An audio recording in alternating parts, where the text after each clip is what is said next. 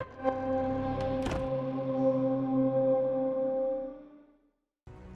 don't want to go too far down this rabbit hole, but like, how does the licensing work when you're working with tanks that are owned by governments, as aside from like an IP owned by like Warner Brothers, like Batman or something like that? Like, is it a different process? Is it the same process?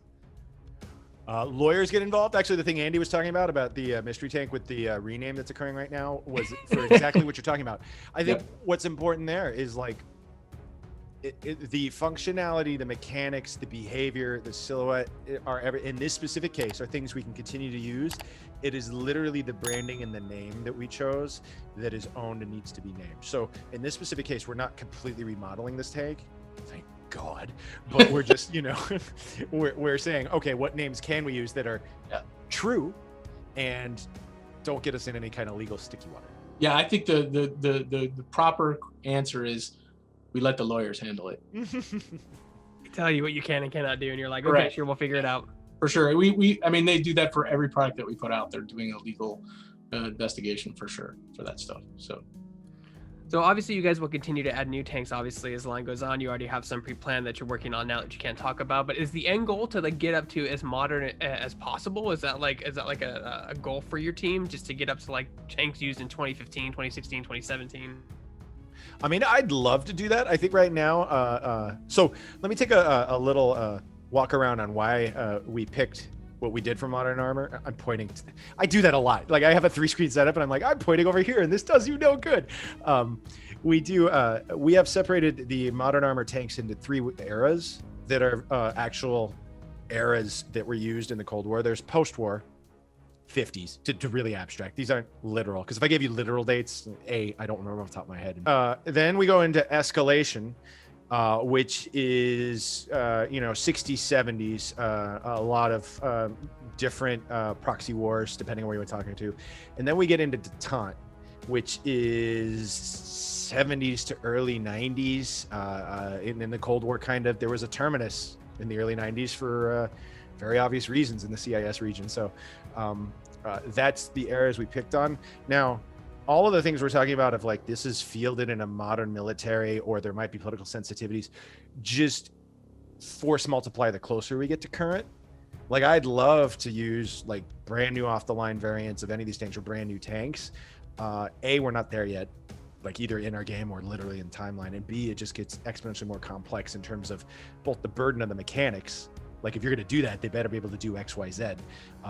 And all the extra, I guess I'll call them legal hoops or due diligence and care we have to put in when we put those tanks in. Yeah, we're gonna have to start paying off governments to get access to their top secret stuff to get into some of the modern stuff. And yeah, as a car guy, like, it's funny because as you go back in time to cars, they were simpler, and as you get forward in cars, they get more advanced. But with more advanced, there's a lot more problems, a lot more things that can go wrong. Cars have computers now. Right. Like, is that going to be a challenge when you guys start to get into like more modern era tanks, as their technology on the in parts start to get more complicated, more delicate, more integrated? Absolutely. I can only imagine, for sure. I mean, if we're talking about, the fact that there's, without the optic system, suddenly the tank, literally they can't see and they have to stick their heads out the top. They're done, and they're hampered in a huge way.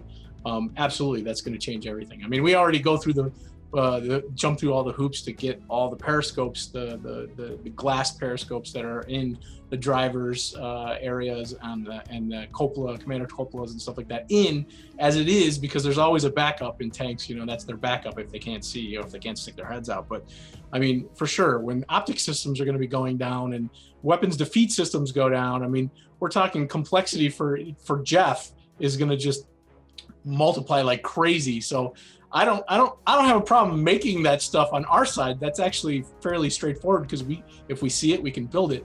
But he's screwed, going forward in the future.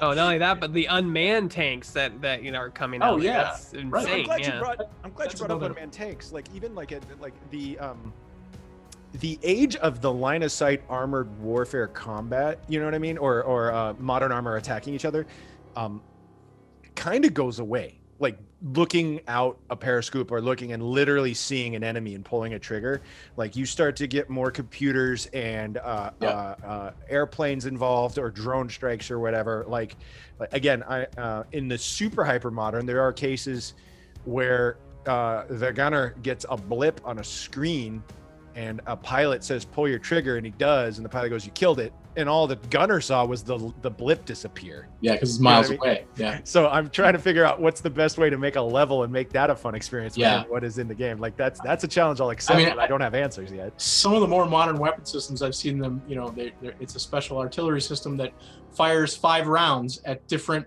rates, different powder charges, and at different inclinations up into the sky, and they all arrive on the target at the same time.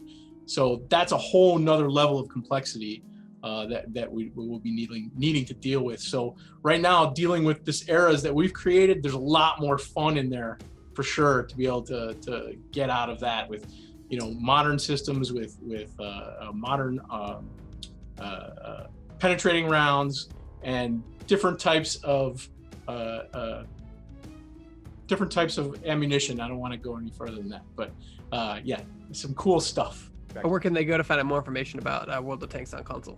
So there's consoleworldoftanks.com. You can go to your PlayStation or Xbox hardware du jour, search it, and download the game for free. Check it out.